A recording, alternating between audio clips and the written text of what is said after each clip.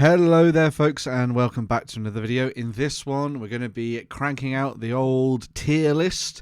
You may remember a few years ago now I did a tier list for the Middle Earth factions, looking at good and evil for both Lord of the Rings and The Hobbit, and this is a similar tier list. As you can see, I have the S, A, B, C and D tiers all ready and raring to go. Classic internet styly. The twist on this one is that whilst I like all of these factions and I know a little bit about how they play, there are people out there on the internet who are way better at telling you which is the best and most optimal faction to pick and to use in your games. And so what I'm doing with this one is it's all done by the rule of cool. So it's based on their lore and their miniatures range, and basically what I get off them when it comes to like a vibes-based thing, really, for Warhammer Age of Sigmar. So that's the premise. You are free to disagree. Make sure to dive down in the comments and tell me if I'm wrong. And, of course, tell me if I'm right. I always like to hear people telling me I'm right. Make sure to do all those shenanigans that you would do on a YouTube video. Like, share, subscribe, do all that good stuff. But let's dive into the tier list. We're going to go through all of the different factions here, see which ones we like, and stick them in there. Starting with the Blades of Khorne. So we're going to go over and dive in and have a look at the faction itself. So Blades of Khorne. Really liked the initial setup of those when they came out as part of the first edition of the game. I think Games Workshop did a really fun job of playing around with the Blades of Khorne and their sort of mortal stuff. Some of their bits and bobs were really wacky, like things like the Wrathmongers, for example, are just wild. I mean, you can tell they're slightly more of an age now, I suppose you'd say. But they do have some really quirky and interesting stuff. The Blood Reavers were a really nice little set when they first came out as well. I liked that it was a set of marauders that were distinctly focused around a particular chaos power. And I think they did a really nice job of sort of like presenting them. It was still a bit of a pain in the ass to paint them back then, but I think they actually turned out quite nicely in the grand scheme of things. One of the things I do like about the Blades of Khorne is that they have this heavy champion focus.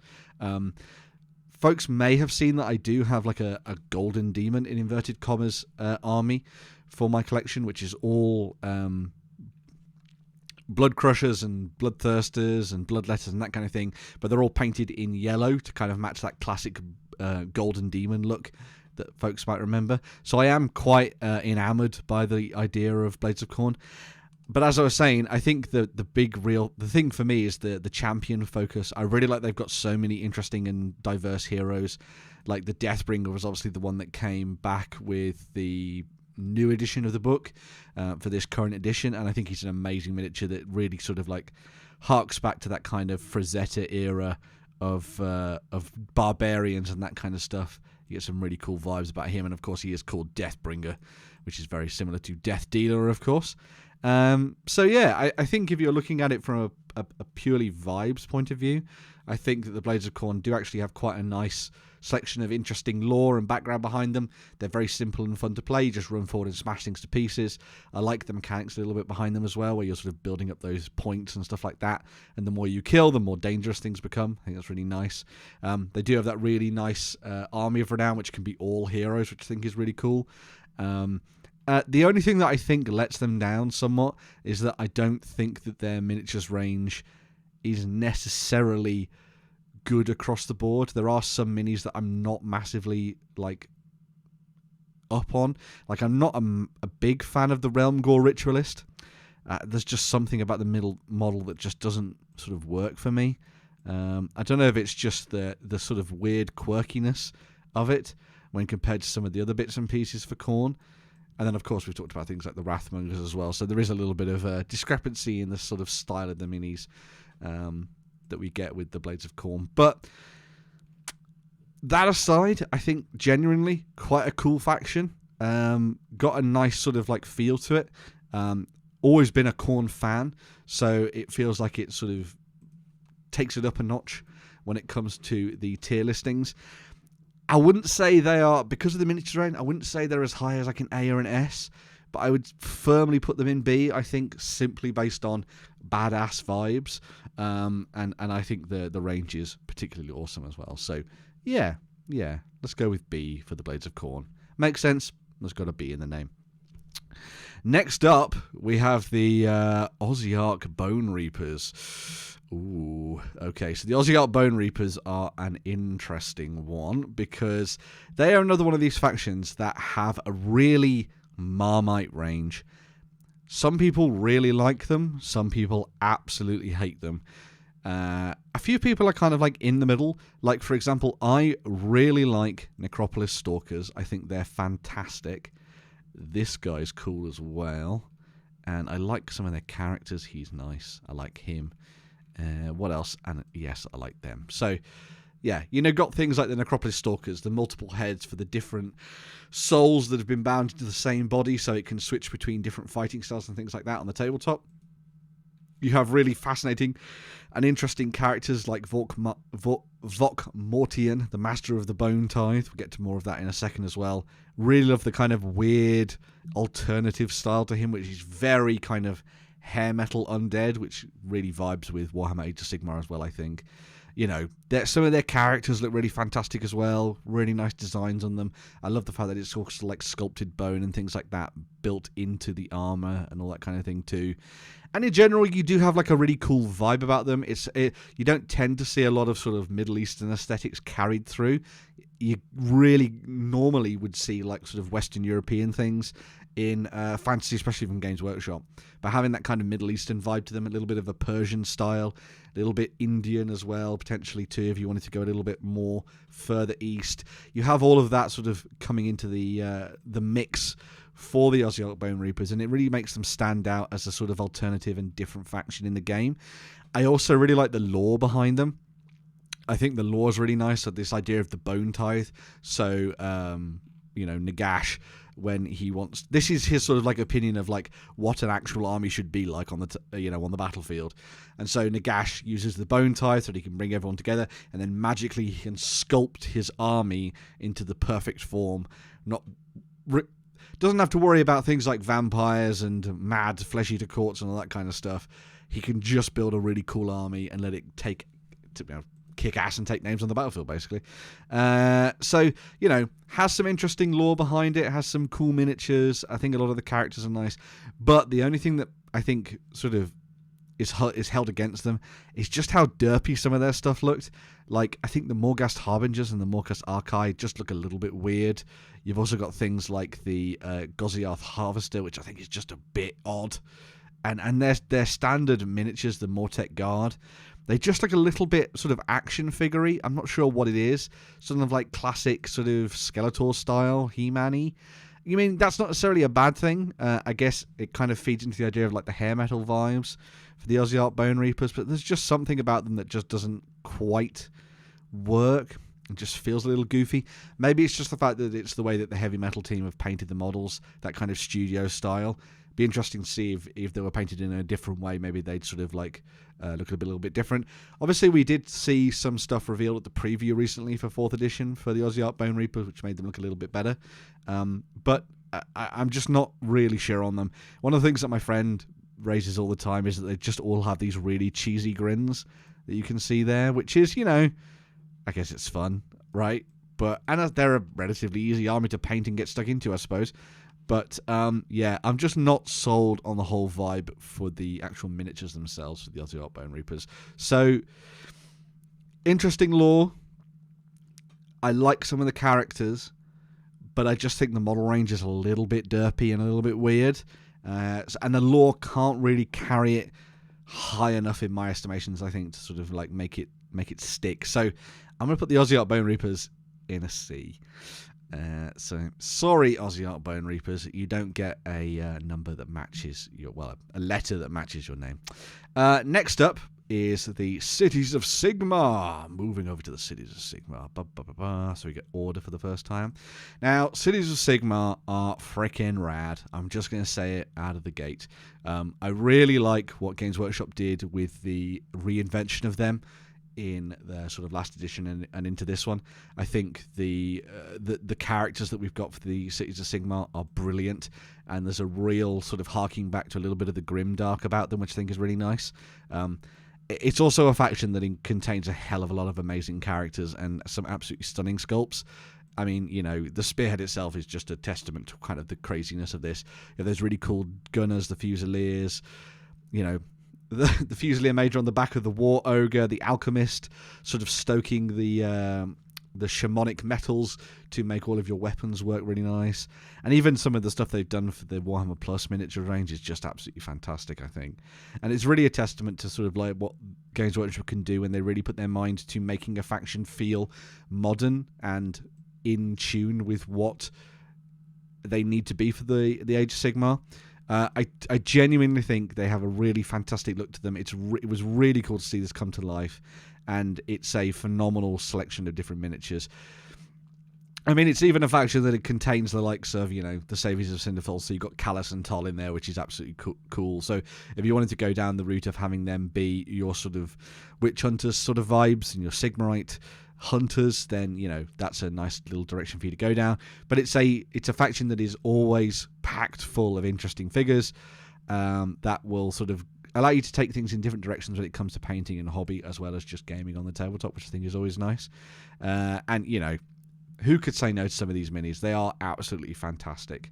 It is slightly let down by the fact that they still have old stuff in their collection. So all of the old Dark Elf stuff is still in here, which, you know, you don't have to actually bring any of this in. I think Age of Sigmar is an interesting faction because they are so high tier based on their miniatures range and the fact that they have access to some really cool lore and some interesting characters. But there's also all these little things in here where I'm like, do the addition of like these old Warhammer models bring them down a peg, because they're still a little bit stuck in they're not finally realized yet for the Age of Sigmar.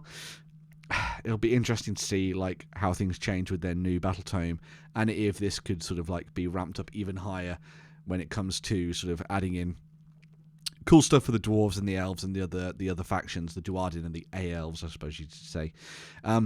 Going back to them as sort of like a faction itself, really like the lore. I love the idea of humanity struggling against the endless enemies of chaos and death and destruction that are constantly trying to smash down their gates. If you ever read any of the cool stories about the cities of Sigmar or any of their witch hunters and that kind of thing, you get some really cool background on them and sort of like this struggle that they're going into.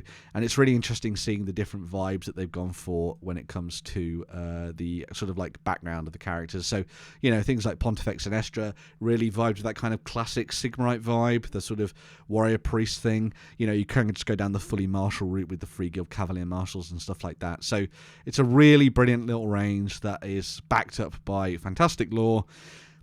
And, yeah, lots of inspirational stuff for people to get stuck into. The only thing is they are a pain to paint. But, you know, that's one of the things with this.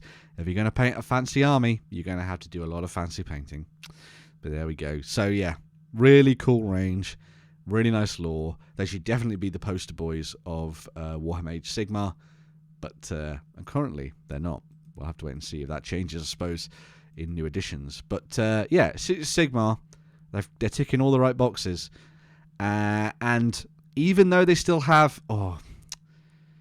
is it an S tier because they still have all that stuff from the old order in it? Or is it just A tier? I think it would be S if they had new elves and dwarves. So as soon as they're released, this is going into S. But currently, I think this stands at an A, which is actually like an A+, but I'm going to put it in an A because they don't have a fully realised range just yet. Next up, Daughters of Khaine. Ooh, sticking with Order. So if we go in here and go to Order and Daughters of Khaine. Now, this is another one of those factions that I think suffers from not having a fully realised range. The faction itself is really cool when it comes to sort of lore stuff before we dive into the miniatures. I love that we've got sort of like Marathi, who is doing her own thing within the pantheon of Order, and so she is obviously ascended to godhood. We obviously have the beautiful miniature, which is Marathi Khaine and the Shadow Queen, which is absolutely fantastic. And that's a great reason to sort of stick this up high on the list anyway. But... And sorry, I like the idea that she sort of like fits into this really cool vibe of sort of Order, but on their own terms, which I think is a really nice thing that I'll come back to later with one of the other factions as well. Just happens to be elves. We'll come to that in a second. But I like the fact that she has sort of done her own thing and basically taken over, portions of the mortal realms away from Sigmar so that she can do her own plans and all that kind of stuff. I like that they've then expanded this with some really interesting minis. So you have things like the Blood Sisters and all that kind of stuff, and the Blood Stalkers. So you have the Kinnerai Life Takers are really nice. Love them with their wings, sort of flying around, kicking ass, taking names. It's a really cool vibe. The Blood Sisters as well. I think if anything was to elevate the Daughters of Khaine, it's the snake vibes for a lot of their stuff. I think this is a really nice touch to have these in, and sort of takes a step away from it just being half-naked witch elves running around slicing everyone to pieces with daggers. You've got something a little bit different in there with the snake vibes that kind of takes them back to kind of like ancient Greek myth, harpies, Medusae, that kind of stuff, which is interesting from a painting point of view and a collecting point of view as well.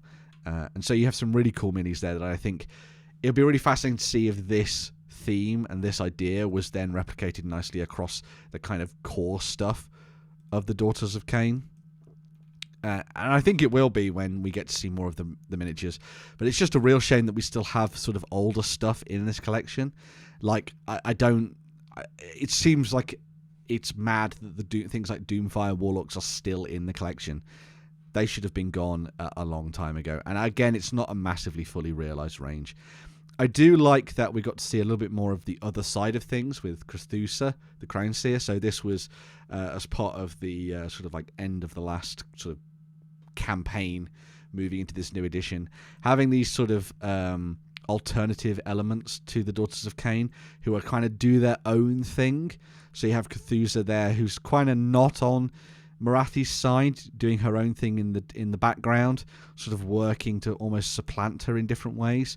So it'll be interesting to see if they do something with them as a sub-faction within the Daughters of Khaine, which they seem to be doing with all of the different factions for Warhammer Age of Sigmar now.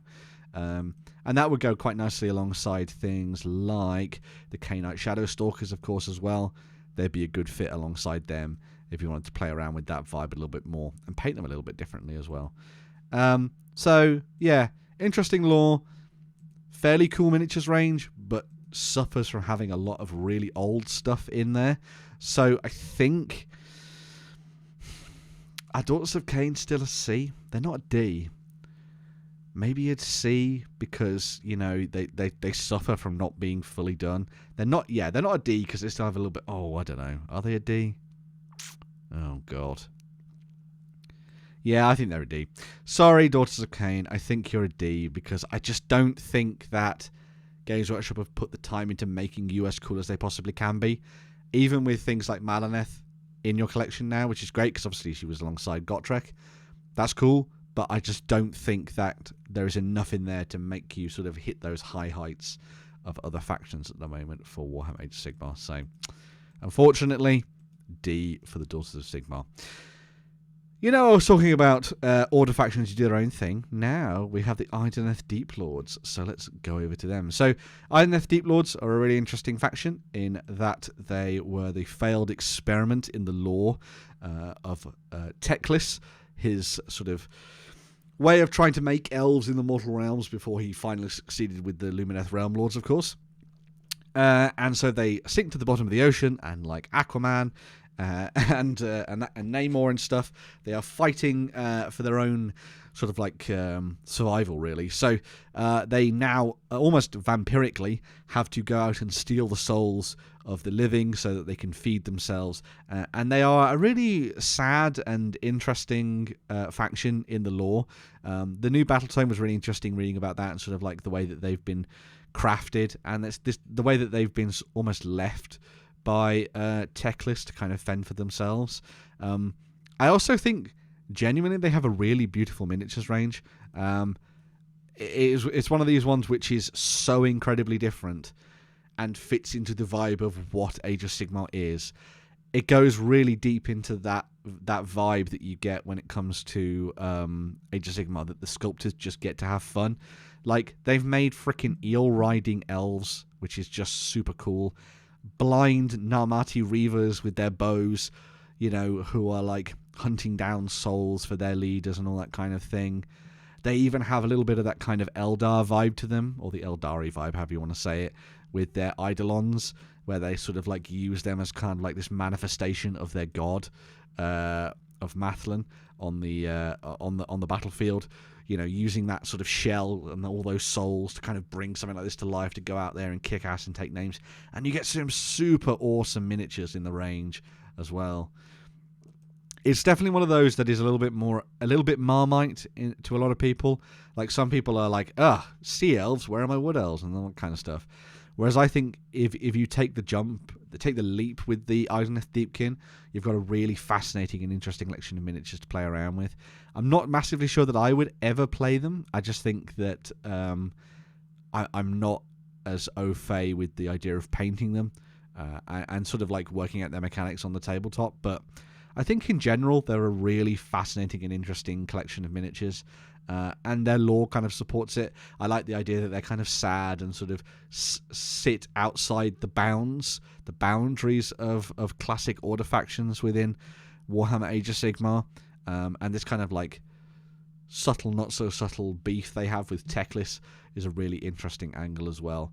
And it makes for a really interesting storytelling as well when it comes to the characters, because you get to see them sort of like almost hurt by their previous lives, sort of taking it out on the other factions, which is really interesting. So they're kind of like not quite good, which I think is really cool, because it kind of changes the shades of light and dark you get in Age of Sigmar to have a little bit more grey, like a stormy ocean sea, some might say. And of course you have flying sharks and Ishleyan Guard and an Arkelian Leviathan. So, you know, why would you not want a big war turtle to go around the sea on, which is super cool. So yeah, really nice minis, I think. And oh god, I did not think that I was going to be putting Idoneth Deepkin up quite high, but I think they might be really badass. Originality, tick. Lovely miniatures, tick. Pretty realized range, tick. Cool, sad lore, tick. Oh, A. They're going A. Well done, Idoneth Deepkins. I didn't think you'd get there, but you have. We've got so many left to go. Don't worry. There will be bookmarks, probably. So, moving on, we have the Disciples of Tzeentch, or Tzeentch, however you want to say it. What to say about the Disciples of Tzeentch? I have always liked the Curseling, the Eye of Tzeentch. He's really cool, and so is the Changeling. I like that too. I've also always really liked horrors and the idea of, you know, pink horror becomes blue horror, becomes brimstone horror. I think it's a really nice thing. Really fun addition to the lore and the background in the game. And it's nice to see that carried through from old Warhammer. And they do have some cool minis. I just think one of the things that holds back the Disciples of Tzeentch is that they have a really weird range of miniatures. Zangors are kind of like a weird one because I don't think anyone really likes them. I'm not even sure I like them. Carrick Acolytes, I think people like these, but they're just a bit odd. They're not really my cup of tea. Although I do like the idea that, again, Games Workshop created their own distinct marauders, in inverted commas, for you to use in your games, which is kind of nice. The Ogor Thaumaturge is a super cool mini. I mean, he's amazing. I loved him in Silver Tower. And again, I really liked the background of the Disciples of Tzeentch in Silver Tower. I thought it was really cool. The idea of these like floating fortresses, of puzzles and mysteries around the mortal realms. And of course, the Grimdark Future as well. But I just think that there's not enough in here to make the faction tick for me. It's obviously distinctly Tzeentch, and I think if you're a Magic fan, you're going to probably like them. But for me, they just don't stack up as a faction. I feel they're not massively well done, and I don't think that the recent reveals for them have done them any favours as a faction on the tabletop.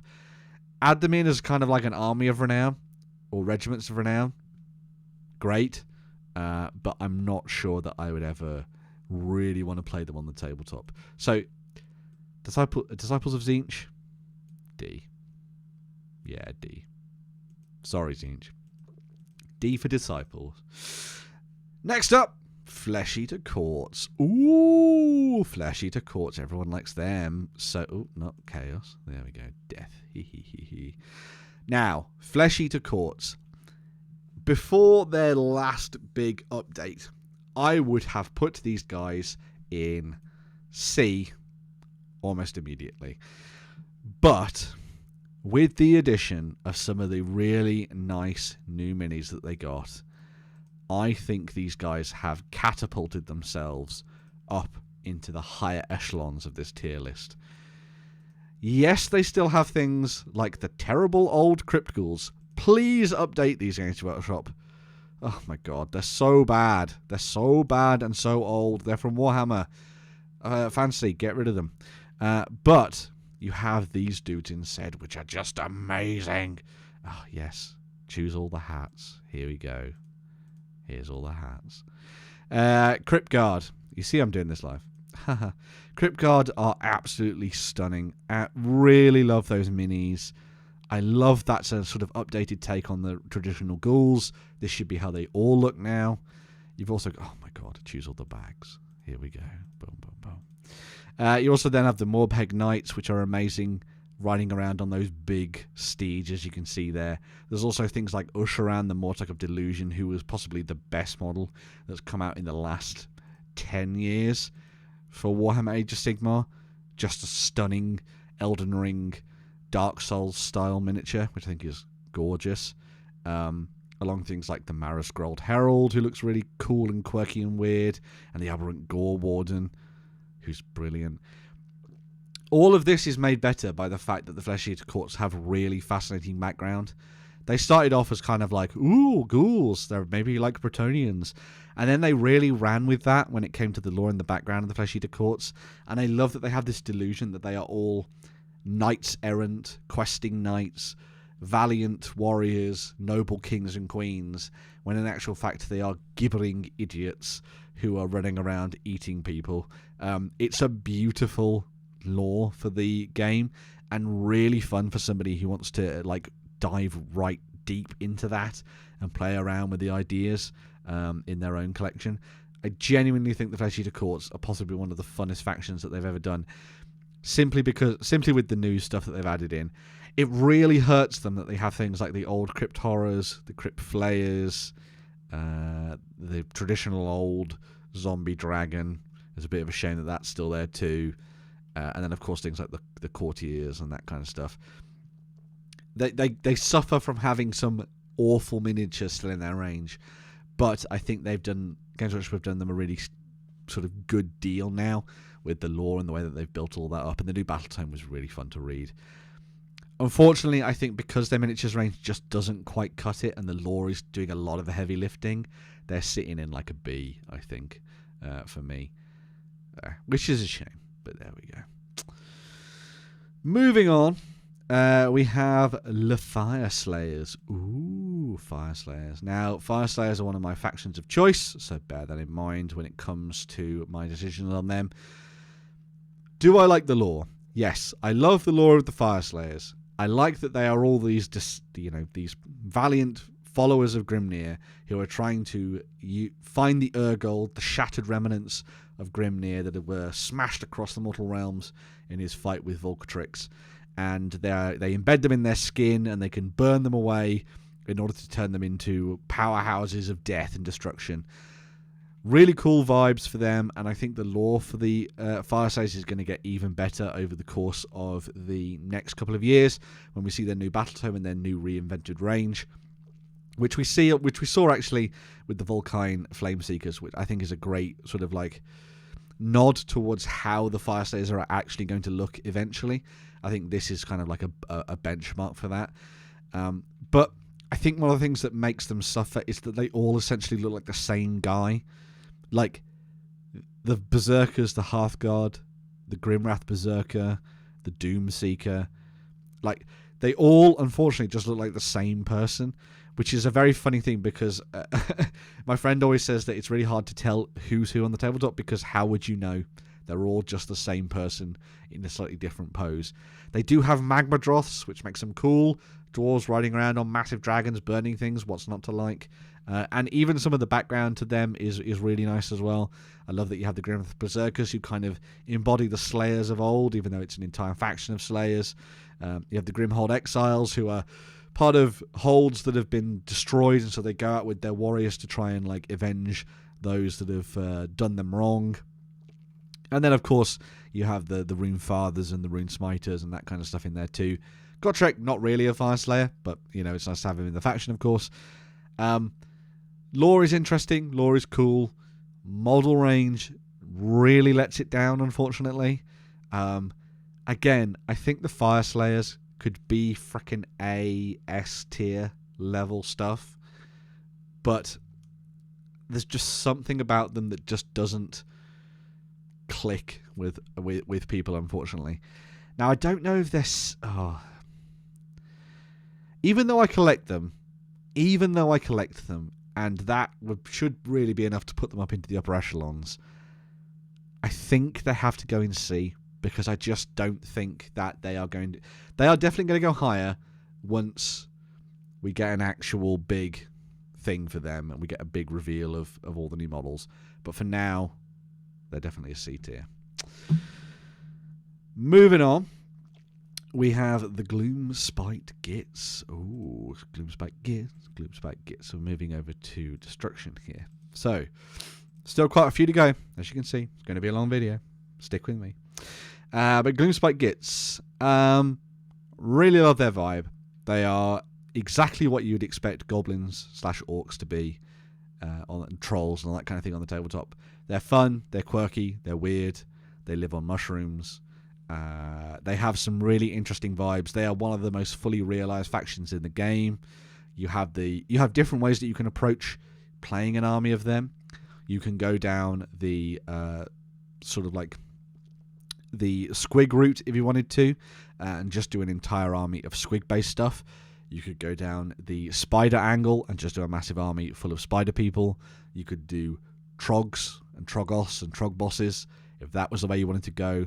Or you could just throw all of that out the window. Of course, you've got the Moon Clan Stabbers and that kind of thing, which kind of fits with the spider vibe. Or you can go and just do the Sunstealer Wheelers and the Snarl Packs and that kind of stuff, the Snarl Boss, and you could turn them into full-on wolf-riding, hobgoblin-esque goblins on the tabletop, which means that they are possibly one of the factions that has the most going for them when it comes to like vibes and interest and model quality and depth.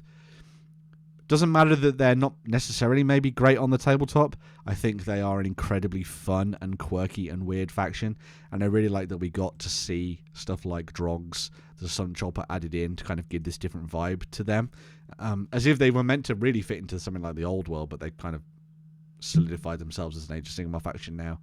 But having the idea of like these goblins who worship the moon, and so want to go and chase down and kill the sun. Like literally kill the sun, and so they ride around in Haish, hunting down the sun and killing people. I think is brilliant. It's a vibe. So model wise, great. Lots of different options, lots of different ways to play them. Lore wise, very fun and interesting. Painting wise, lots of really fun ways for you to approach painting them in different ways. You can get an army of these on the tabletop very, very quickly, very, very easily, and just let yourself go and just embrace the chaos. So, I think Gloomspite Gitz, maybe not great in the game, but genuinely a very fun and interesting faction that I think deserves more love and attention. Does it put it in A? Does it put it in A? I'm getting some really fascinating and interesting vibes from this now that I'm putting so much stuff up in A. Oh, B, maybe B. Maybe B because I just don't think I would ever play them. But does that make them less cool? A.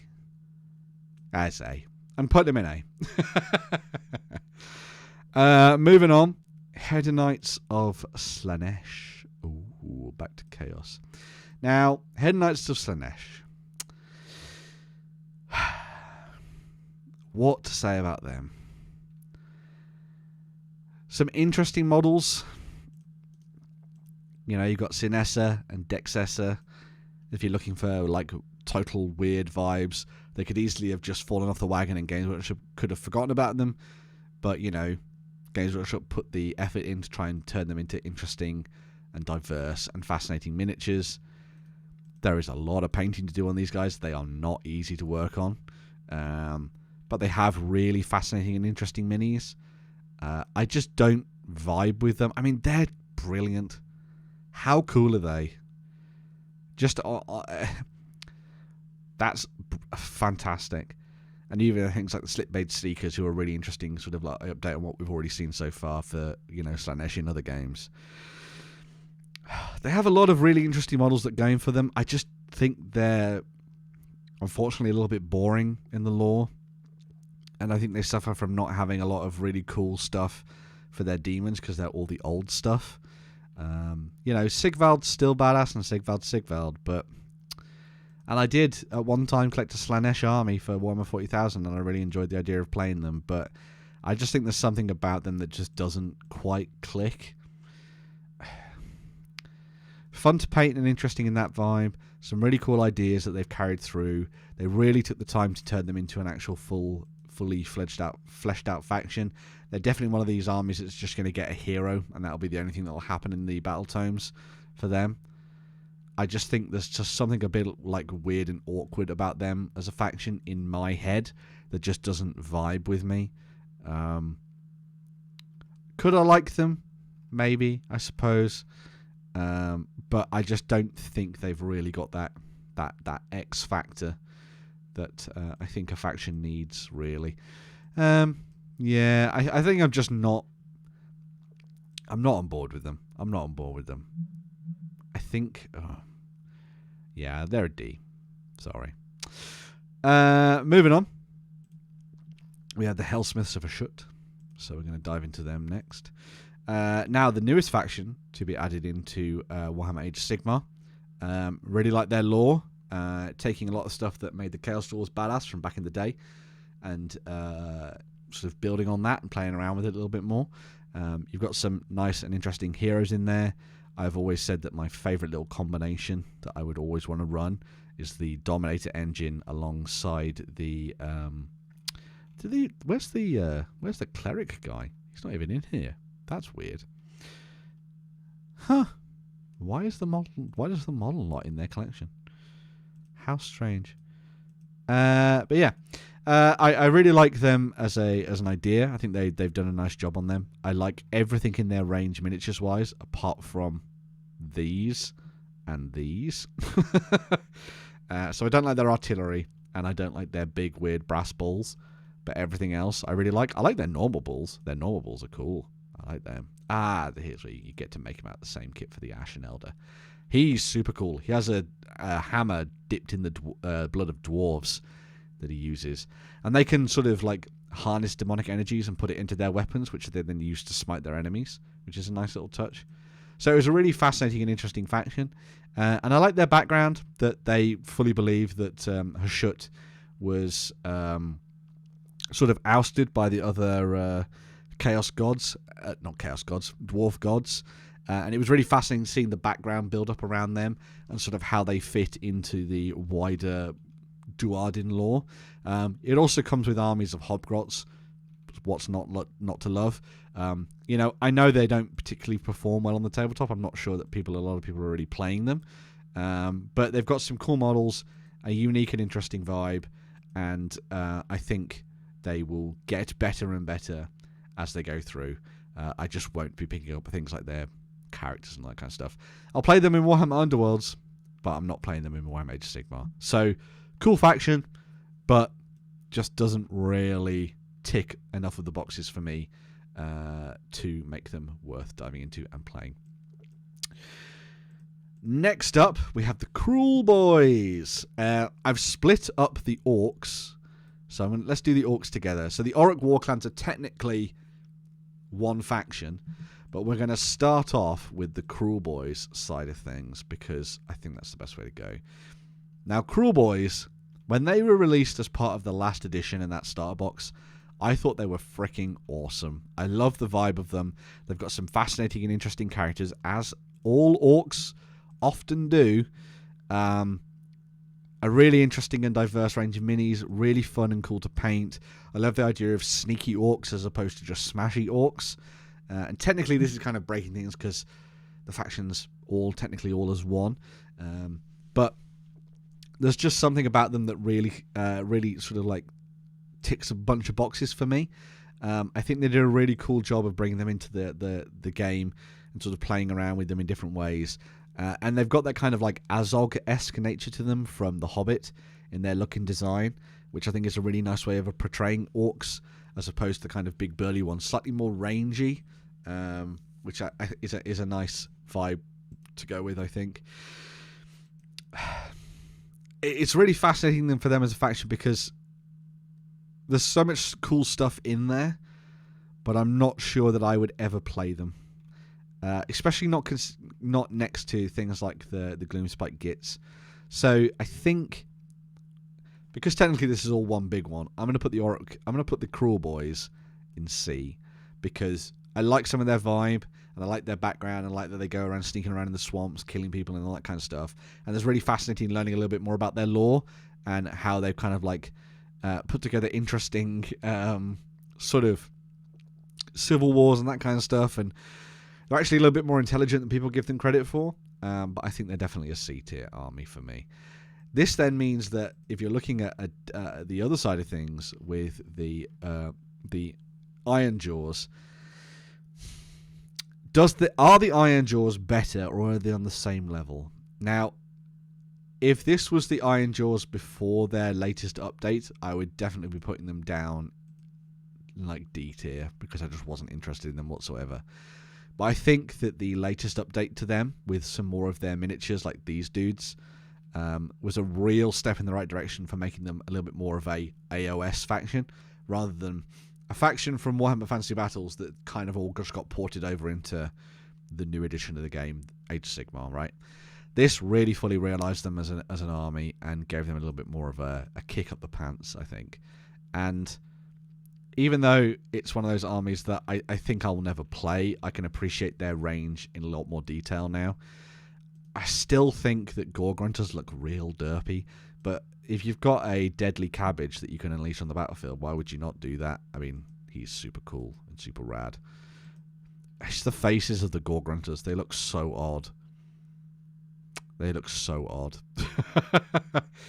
But an interesting and diverse faction. I think I've got to put them around the same level as the Cruel Boys, probably, because they're not something I collect, and I don't think they have enough of a cool lore kick to push them up into B and A.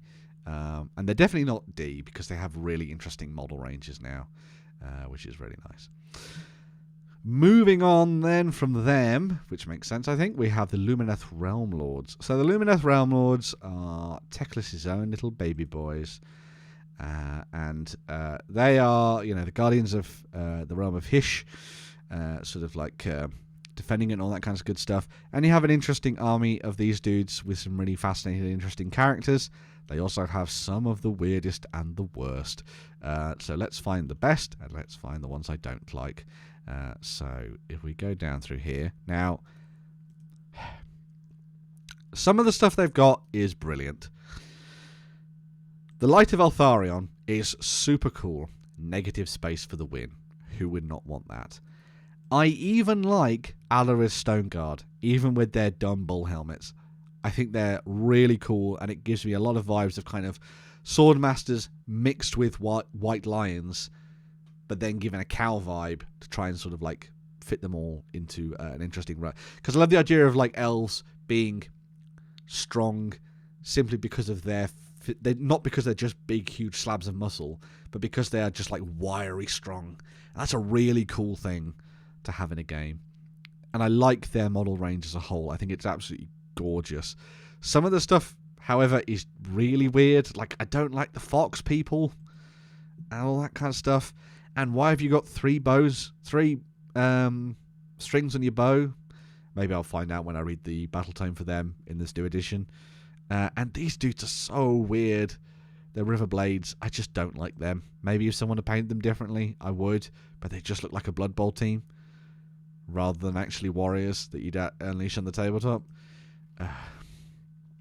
So much of this stuff is interesting, and I like their vibes, and I think they've got some interesting background with, you know, like being these like nobler than thou elves, very high elf in design, following Technis' law, a law unto their own almost as well, sort of like standing above Sigmar and all that kind of stuff, following what Technis says rather than what Sigmar's up to.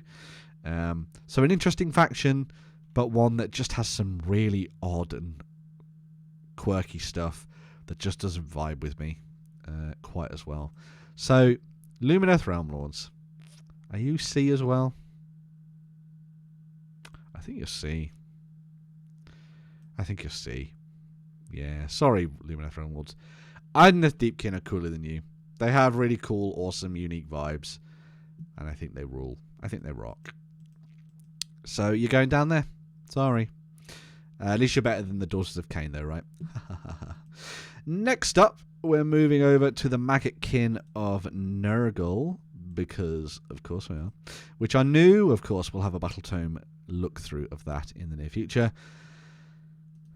They don't get a pass just because of Darkwater, although this made some of the best miniatures in the range even better. Love them. And they're also super easy to paint. You just cover them in gore and away you go, which, you know, what's not to like about that? But some really nice models, and then just some bad models. Like Putrid Blight Knights, love. Sloven Knights, love. Rot Swords, love. These things, not so much. Let's get to them. So, Quarter Girls Plus, we've already looked at that. They can't go on. Putrid Blight Knights, they look phenomenal. Love the idea of them, big fat warriors charging into battle, carving off heads and all that kind of thing. Lots of rust, lots of pus. Sloven Knights as well, giving off that kind of Don Quixote vibe, which is cool. Matches up to the kind of champions that they've had for the faction, like the Harbinger of Decay, which is this one here.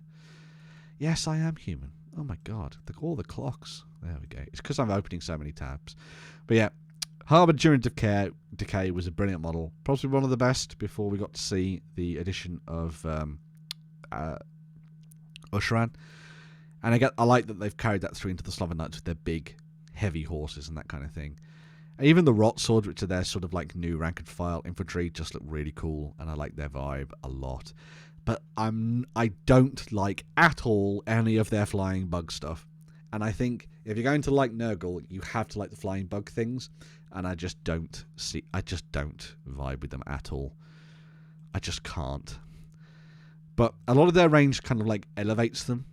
And I like that they're kind of jolly killers rather than just angry killers in the world of Age of Sigmar. And it was really interesting looking at some of the lore behind them and sort of how they've worked against people like Gotrek and stuff like that in his stories and things. But is this still a C? Because I like a lot of the miniatures range, but just some of it is crap. C. C, C, C, C, C, D, oh, C. C tier. Now I think I'm going to surprise a lot of people by saying that I really like this next faction. So next up we have the Nighthaunt. Closing in an hour for this video. Oh my god, it's going to be so big and no one's going to watch it. But there we go. Death. The Nighthaunt. The Royal Cool baby. Now, I love the Nighthaunt. The Nighthaunt are an army that are incredibly easy to paint and have a beautiful backstory and that really awesome sort of darkness to them in the game of Warhammer Age of Sigmar. I mean, what's not to like about them? They're super cool. They're big ghosts. They're amazing. Yes, I know their army has changed on the tabletop and nobody really plays them anymore, or at least plays them in the same way, but how could you not like these models? In the lore, Nagash is a fickle and horrible man, ghost, god. And so he goes around and he basically makes people who did things in life suffer in the afterlife in the funniest ways that he thinks possible to inflict upon them. So, for example, if you're an executioner in life and you run around lopping people's heads off, In the afterlife, he'll probably cut your head off and then make you do the job for the rest of your life. If you were a knight who disavowed himself from his lords and lieges and went off and did something horrible and terrible, then guess what? He's going to make you be a knight for the rest of your life and make you follow all of his rules and all that kind of stuff. Say you were a potion master and you killed everyone with your potions. He's going to bring you back and make you a potion master who throws around horrible, terrible things to smite everyone around you and all that kind of stuff. So if you dive into the lore behind the Nighthaunt, they have some really fascinating and interesting stuff that it just makes them fun, which I think is something that's missing sometimes from the world of Warhammer Age of Sigmar. And having a fun evil faction is really fascinating, especially from a sort of like painting and hobbying point of view, because you can come up with some really interesting and diverse background and lore for your army, which kind of matches them up with the Flesh Eater Courts, I think. They do still have a units in their army that I just think, like, why are they still here? Like Hex Wraiths. Just get out. Get rid of these and replace them, because they're bloody awful. They don't match up with anything else, and they're so old, and they're from Warhammer, and they don't need to be in Age of Sigmar. Get rid of them. Put them in the old world and be done with it, right? But other than that, I think they have a really cool and fascinating collection of minis. They do suffer a little bit from the Fyreslayers thing of everything kind of looks like the same kind of ghost, especially if you paint them all the same way. But I think when we got to see things like the Craven Throne Guard and stuff added in, I think that was a really nice addition. And it helps that we have characters like, can we see if we can find him? Like Lady Oleander, the Mortarch of Grief, who goes around making people do her bidding and can like lift her veil up and basically scare you to death and you die of a heart attack or something. Her combined with people like, let's see if I can find him. Where's the dude on the throne? Here he is, Kurdos Valentine, who was like this proud and pompous prince king who is now wedded to Oleander and has to do everything she literally says, which I think is great. So he has a kingdom, but he's in thrall to somebody else. Brilliant. Absolutely love it. A little bit of a samey thing going on with some of their minis, but in the round, I think they're a really fun and interesting faction. Really great for new players as well, because you've got a very quick and easy army to build and paint on the tabletop.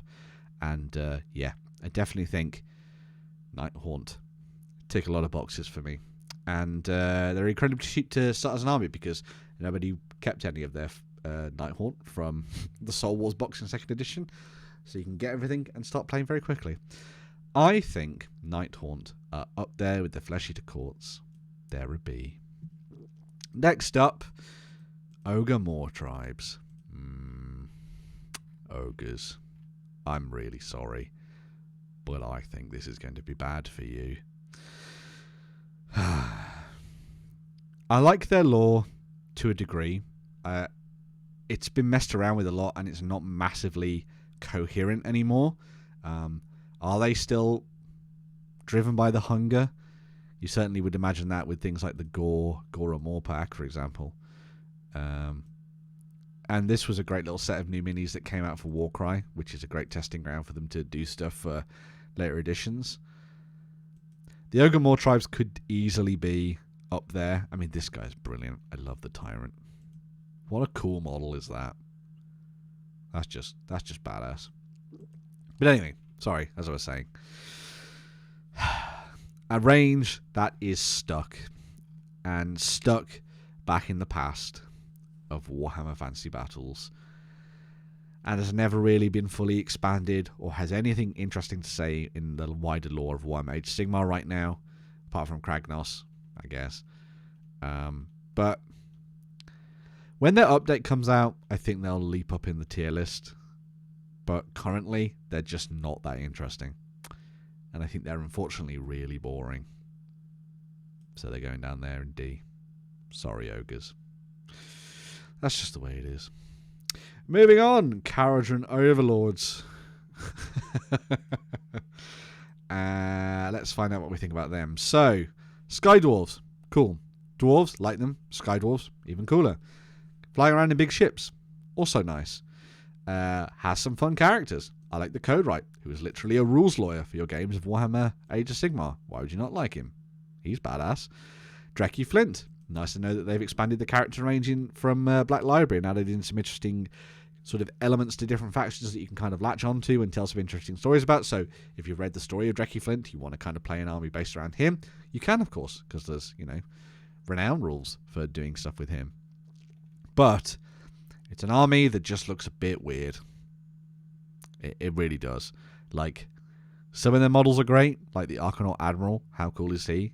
But then you have others, like, I don't know, the Etheric Navigator, that I'm like, I don't get you. The way that I feel about the Kharadron Overlords is the way that I feel about the Leaguers of Votann. I should like the idea of dwarves because I love dwarves in pretty much any setting and any kind of style. But there's just something about them where I like maybe 1 or 2 minis from your army and the rest of it is just really bad and I just don't like it. Even with things like the Von Grimm Harpoon crew that they added in recently, which are kind of like your privateers for your Kharadron Overlords, I just don't think there's enough in here to kind of draw me in, or well, especially me in, but maybe other people as well. And I just don't think they tick enough boxes to make them an interesting faction. And yeah, a few characters that I like, but in the grand scheme of things, the majority of them just don't vibe with at all, which unfortunately makes them kind of slip down the rankings. And they're as bad as ogres. Yeah. Sorry, Kharadron Overlords. You're down indeed here. Next up, Seraphon. Let's dive into order once again. What do I think of Seraphon? So, Seraphon before their update would have been meh. But we got things like the Agrodon Lancers, we got the upgraded Saurus Warriors, some of their other characters and things like that. And I think once they started to step things up, they had a really fascinating and interesting collection of minis that would be really fun to use on the tabletop. Some of their stuff is really cool, and I love their vibe. Like Agrodon Lancers are awesome. Who doesn't like dinosaurs riding dinosaurs? The new Saurus Warriors are beautiful, and I think it'd be really cool to see someone paint them in their slightly more star-based version of them, so they weren't quite as material. I think they're a fascinating faction. And a lot of their characters look great and sort of like hark back to old Warhammer as well, which is, something that everybody loves. And the Croxicors are just so badass. Big war crocodiles smashing people aside all over the place. What's not to like? Lovely miniatures on that front as well. But they suffer because they also have things like the old skinks in there, the Ripodactyl Riders, a few old quirky things like the Saurus Old Blood in there from classic Warhammer Fantasy, which just they need that little extra kick to make them work on the tabletop, and hopefully that's going to come with their new edition Battle Tome. They're not as bad as these by any stretch of the imagination, and they have some cool models and some interesting lore with them being like, the saviors of the world and the mortal realms. And they have different versions of the Seraphon with the sort of ghostly, magical, star-based ones, and then the ones in the jungles and that kind of stuff. But I just don't think I'd ever collect them, really, which is a real shame. So yeah, C tier for them. Next up, oh no, we have the Skaven. So dive into Chaos and the Skaven. Now immediately, Skaven currently sitting in between A and S. Why? So, Skaven, brilliant lore. Always been amazing lore. They have this kind of self-destructive nature to them, which I think is amazing. And it fits in really nicely alongside the things like the Gloomspite Gitz in terms of character and feel. I love all their machinations and their sort of backstabbing. And I like that that's carried through into all of the mechanics in the game as well. Yes, the army still suffers from having a lot of stuff from one. Like, why are oh my god, why are these still part of your army? They don't work. They're so bad, so bad. I mean, great if you're playing more time, but so bad. Really beautiful new minis that came out as part of the new box set. I think the new Storm Vermin in particular. Can we see if we can get some Storm Vermin? Where are they? There they are. These are stunning miniatures. I love their fluff. And maybe apart from like maybe 2 or 3 minis in the collection, or sets within the collection, I think Games Workshop have consistently knocked it out of the park with the Skaven in their designs. And the thing I love about them is that they really play into the idea of just see what on earth happens when you're playing the game. So many times when you play Age of Sigmar, you kind of like get into your own head about kind of like tactics and stuff like that. I think that Skaven, more than pretty much any other faction in the game, embody the idea of just go with it because you're a Skaven. If a plan is destined to kill half of your clan rats, do it anyway because your Skaven Overlord or your Greyseer wouldn't care if this happened to them. You can run around inside of gnaw holes, you can crank all of your warp energy up to 11 and let it explode across the tabletop. They are possibly one of the coolest factions in the game, and I love that they were made one of the big bads of this edition. And I cannot wait to see what they do with the Eshin side of things to finally realise this faction, and then eventually come back and do more with Clan Mulder and Clan Pestilence as well later on down the line. Quirky, weird models, fun mechanics, brilliant lore, gorgeous new stuff for the new edition, and definitely a big army for you to kind of like build if you're trying to like have lots and lots of like little minis. But if you want to throw big monsters and stuff into the mix as well, you can have a really good time with this one. And it comes with Greyseer Thanquol. I mean, what's not to like about this? Greyseer Thanquol, best Thanquol. Skaven are S tier. Bam. Knocked it out of the park. I think we might be staying with S tier because the next of the factions is the Slaves to Darkness. Now, the Slaves to Darkness, they were finally given that last little cherry on top when we got the addition of the Dark Oath and Gunnar Brand and the rest of those boys into this collection. I've always been a big fan of Chaos Warriors for a really long time. I love the aesthetic of them, and I think since we saw the artwork of Engra Deathsword from back in the day, they've always sort of like held a special place in my heart. And so having a collection of like barbarian warriors that were fully turned from like dumb old marauders into these ones that you see here, I think they became a very characterful, interesting faction. I think the same thing goes for like your sort of standard classic Chaos Warriors as well. I think everything that's been done for them has been a really nice to like kick up the ass for the faction, and it's really turned them into something that is interesting and diverse to play on the tabletop. It benefits from also having some really good lore. Like I love Archaon's machinations and the way that he's been sort of like working with, well, not working with, working against, Be'lakor, and that kind of like competing mentality between the two big powers of chaos on the tabletop, and sort of how that's all come together. You also have some really cool stuff that came out in sort of like the different books. Like there's a wonderful story, the name of which I can't remember now, is where you get to see inside the mind of a chaos warrior, chaos champion, and how he doesn't really actually follow the Chaos Gods. He's just doing it for his own revenge purposes. And the way that plays out and sort of like the gifts that he gets and sort of like him warring with the fact that he is giving himself over more and more to chaos. Hamar's Fall? One of those two, I think. But yeah, really interesting seeing sort of like how that's been developed and changed over the years with Warhammer Age of Sigmar. And I think that's definitely comes across in the Chaos Marauder stuff. Like Brand and Gunnar Brand, he's a follower of chaos, but he worships an aspect of chaos where he's out for himself, and if he could, he'd throw an axe at the gods and kill them and make his own way. He just wants to kick ass and take names and destroy the cities of Sigmar and everything that Sigmar stands for, which is super badass. Fight the power, I guess.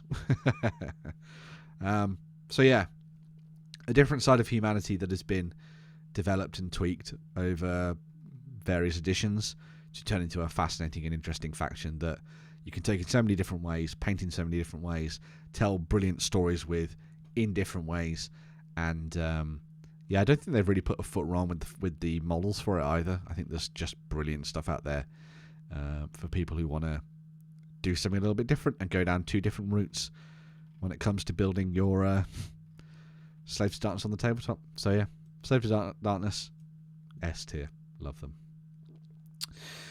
Down to the final 4, Boam. We are moving over to the Sons of Behemat. Faction of Giants, yeah, cool, I guess. Do I understand why I'd ever want to play them? No, not really. They come with Kragnos. Thumbs up, I guess. They're just not really that fun and interesting, are they, really? They feel like they should just be part of other armies, to be honest. But, you know, they have Imperial Knights in Warhammer 40,000. They have Knights, I suppose, in Warhammer 40,000, not just Imperial ones. So you want a big faction of Giants in Age of Sigmar as well, for those people who like it. Lots of interesting conversion opportunities, I suppose, with them. And you can mix and match things quite nicely and make them quite characterful. But not really that interesting. And I don't think they ever really will be that interesting. So this one's a quick one. D. Bye. Real shame that I've put Kharadron Overlords and Hedonites of Slaanesh in the same as Giants, but there you go. That was nice and easy. Moving on, the Soulblight Gravelords. Death. If my friend wasn't running a Soulblight Gravelords army, I would make one. I think they have an absolutely brilliant range of miniatures now, especially after the latest couple of updates for them. The stuff that came out for Radikar and the Virkos was really nice, and I loved the storytelling that came out of Curse City that then turned into what we got with Radikar the Beast and that kind of thing as well. Weirdly enough, though, I'm not a massive fan of the vampire side of things. I like the vampires, but I think the real treasure of this range is in the Barrow warriors. So all the skeletal warriors, the Death Rattles, and the Barrow Guard and that kind of thing. These guys are phenomenal. I've always wanted to run like a skeletal army, like a horde of skeletons, and these guys just are stunning. And I love the lore behind them, that they're all these ancient champions that are sort of like rising up to defend their old kingdoms. They don't care who comes their way, they just destroy them and then go back to sleep and all that kind of stuff. Sounds like me on a weekend, although I don't destroy anybody, obviously. And you've obviously got all of your skeletons sort of like shambling forward. They've just been updated so nicely to fit into the kind of vibe of like what was the Mortal Realms like before Sigmar came back and reclaimed everything. You get this really nice sense of antiquity about them, even though it's a world that hasn't actually been around for that long in the grand scheme of things. And they're just beautiful minis. Just absolutely gorgeous miniatures that'd be really fun to paint. And it's an army that includes Kado Ezekiel as well. Now, Kado has had a couple of books out right now, and I love him because he's kind of like your anti-hero. He's a little bit Malice Darkblade-y, I suppose, in that respect. Yes, he was turned by Neferata into a vampire. Yes, he's still a vampire, but he's a vampire that does good. He's a little bit like Blade. And he's just out to hunt down disciples of Tzeentch and kill them, really, and get revenge for his fallen kingdom. And if I was going to build an army, it would be an army that would consist of Kado and the Blades of the Hollow King, leading an army of shambling skeletons with his badass ghost dragon behind him as well, because you could turn that into his dragon that's his like zombie that he can call on, which is super cool, which has actually got a new model. The dragon did, not a specific one for him, but yeah, Kado's cool as well. So what's not to like, really, when it comes to the Soulblight Gravelords? They're really awesome, and if my friend didn't collect them, I would be collecting them. I think they're super badass, super cool. And yeah, more people need to play them. They are immediately an S tier army in the Rule of Cool. Absolutely love them. next up, we got two left. The Stormcast Eternals. So, Stormcast Eternals. Now, Stormcast Eternals, a lot of people just call them Sigmarines, but that is further from the truth. I think their move to the Thunderstrike armor really turned them into a faction worth picking up. I think it's a much better realized design for them that works really well. And it gets across a little bit more of the humanity of them, but also the grimdark element to the Stormcast Eternals at the same time. I think they've also been given a massive boost in terms of the lore for Warhammer Age of Sigmar. Stormcast Eternals kind of just started off as kind of like they're just shells. When they die, they come back and they continue fighting and all that kind of thing. The addition of that kind of like Sigmar's lie, where slowly they lose part of their personality, has turned them into a really interesting and tragic army. I think they're way more interesting than Space Marines in that regard. Space Marines are just, brainwashed killers who go out and just do whatever the Emperor tells them to do. Yes, of course, there are some more human elements within the Space Marines, like Titus and the Salamanders and that kind of stuff, blah, blah, blah, blah, blah. But Stormcast Eternals are that kind of relentless warrior that goes out and must destroy everything in the name of their god, Emperor. But it comes at that massive price for them.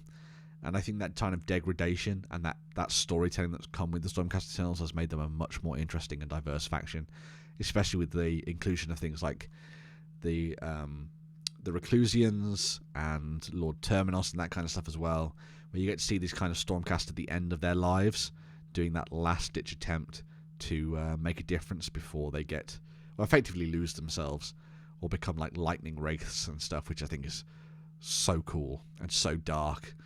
And it was really nice to see that they'd done that with a lot of the kind of classic miniatures, so all the stuff like the old prosecutors became part of that chamber, and that storytelling at the same time. They also have dragons, man. What's not to like when it comes to dragons, dude? Neve Blacktalon as well. Really loved her story on Warhammer Plus. It's a shame that they kind of changed a little bit from the books and things, but, it's really cool to have that in there. They do have some dumb stuff, like I don't understand why the Citizen Prime hasn't been updated, but there we go. And I still don't like these old Dracoths and the Star Drakes and things. I think they look really dumb and weird, especially compared to the new dragons and stuff. They definitely need to get updated in the future. But yeah, a really interesting and evocative faction that can be taken in lots of different ways. You can tell really interesting stories with them, and if you dive into the lore, they have some really badass background. Do I think they're as cool as Slaves to Darkness and Skaven and Soulblight Gravelords? Not quite, but they are an army that are badass, and you need to go and do some reading on them, because once you start to read about the Stormcast Eternals, you learn that they are a really fascinating and interesting army that has lots of potential and really gives you a different insight into the mortal realms and what Games Workshop is trying to do with Warhammer Age of Sigmar, the story they're trying to tell. Last but not least, Sylvaneth. Let's dive in and check them out. So Sylvaneth, classic wood elves of old, but not really. In fact, actually not at all. They are under the dominion of Alariel, who has awoken these spirits of the woods to do kick-ass things. Now, they're an interesting one because, again, they're a faction that if my wife didn't have them, I would play them because they're super badass and cool. Shut up, OneDrive. I'm not cut any of this out. I'm too lazy for that. But really fascinating and interesting miniatures. I love their lore and their sort of darkness to them. I like that they kind of fit into the vibe of the other elves of the Warhammer Age of Sigmar world, in that they are kind of almost out for themselves, and they're as much of a problem for the forces of order as they are for the enemies of order. You also have like that kind of dark fey nature to them, where you've got that kind of like fairy court vibe going on. So you have things like the Spite Revenants, which are kind of like the darker side to Sylvaneth. You have the Kurnothi Hunters, who are these big smashy tree men that you could really just do an entire army based around, which I think would be super badass and super cool, especially with the addition of things like Balthanos, the first one of Khorne. I mean, how badass is that model, man? Oh, that's good.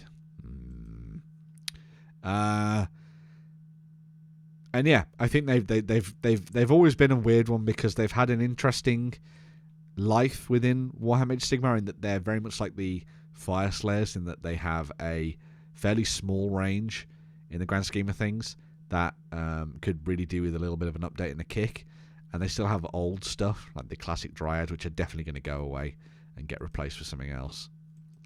And much like the other factions of Warhammer Age of Sigmar, we're going to see probably the Khanothi come back in a big way to be that kind of like alternative build for how you run the Sylvaneth on the tabletop, and I'm sure that will definitely be the case when it finally comes out. But yeah, I think they sit alongside the likes of the Idoneth Deepkin, and the in terms of like how badass they are and how cool they can be. Actually, no.